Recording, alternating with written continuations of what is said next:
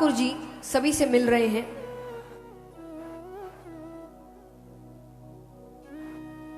पांडवों को उनका राज्य देकर भगवान जा रहे हैं।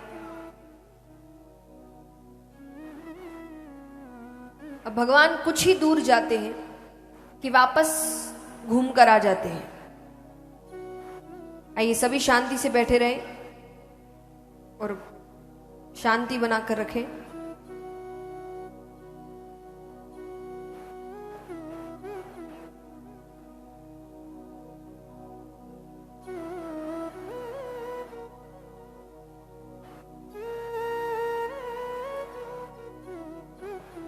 तो भगवान जाते हैं और वापस घूमकर आ जाते हैं। अब भगवान घूम कर आए तो सब कह रहे हैं कि मेरे लिए आए। युधिष्ठिर कहे मेरे लिए आए, कुंती बुआ कहे मेरे लिए आए, अर्जुन कहे पूरी दुनिया जानती है मुझसे कितना प्रेम करते हैं, मेरे लिए आए। भगवान कहते मैं किसी के लिए नहीं आया, मैं तो अपने भीष्म के लिए आया हूं।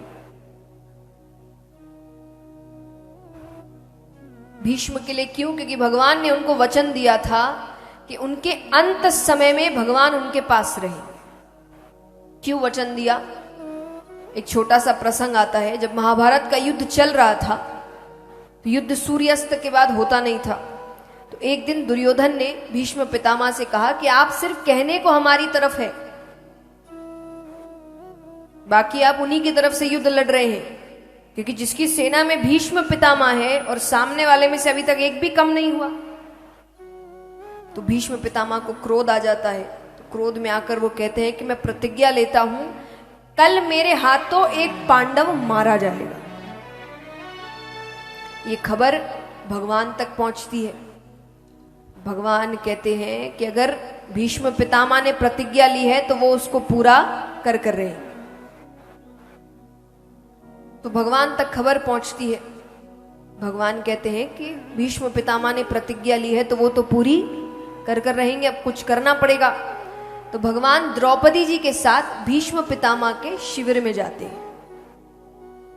अब भीष्म पितामह अपने शिविर में लेटे हुए हैं, आंखों पर हाथ रखकर।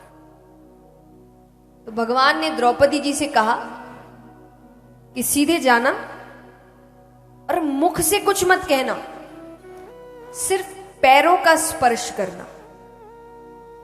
द्रौपदी जी ने कहा ठीक है, वो अंदर जाती है। भीष्म पितामह ने आंखों पर से हाथ नहीं हटाया, उनको लेकिन लगा कि कोई स्त्री आई है। द्रौपदी जी ने जैसे ही चरणों का स्पर्श किया, उनके मुख से निकला अखंड सौभाग्यवती भव।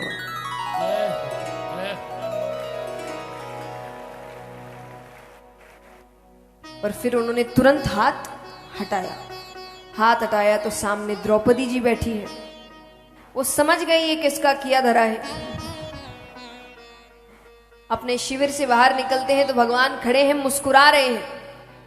भगवान कहते अब बताइए, प्रतिज्ञा बड़ी कि आशीर्वाद बड़ा? भीष्म पितामह कहे प्रतिज्ञा तब बड़ी जब मैं जीवित रहूंगा। इतना किया है तो एक काम और कर दीजिए, कल अर्जुन से कहना कि शिखंडी को सामने रहकर मुझ पर बाण चला दे। मैं जानता हूं मैं गलत राह पर चल रहा हूं, अधर्म के साथ खड़ा हूं। इतना किया है तो एक काम मेरा भी कर दो। भगवान कहते ठीक है। पर तब भीष्म पितामह ने उनसे एक वचन लिया कि वचन दो कृष्ण, मेरे अंत समय में तुम मेरे पास रहोगे। तब भगवान ने वचन दिया था कि आपके अंत समय में मैं आपके पास खड़ा रहूं। हमें भी यही मांगना है।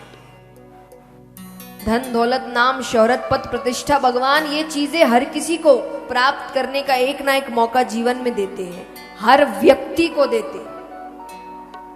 बस आपको उस मौके को समझने की जरूरत है कि ये मेरा मौका है और उसका सदुपयोग करने की जरूरत है। ये सारी चीजें आपकी हो सकती है, धन दौलत नाम शोहरत सब कुछ। बस एक ऐसी चीज है जो भगवान हर किसी को नहीं देते, वो है अंत समय में लेने कौन आएगा। अधिकतरों को यम ही लेने आते हैं।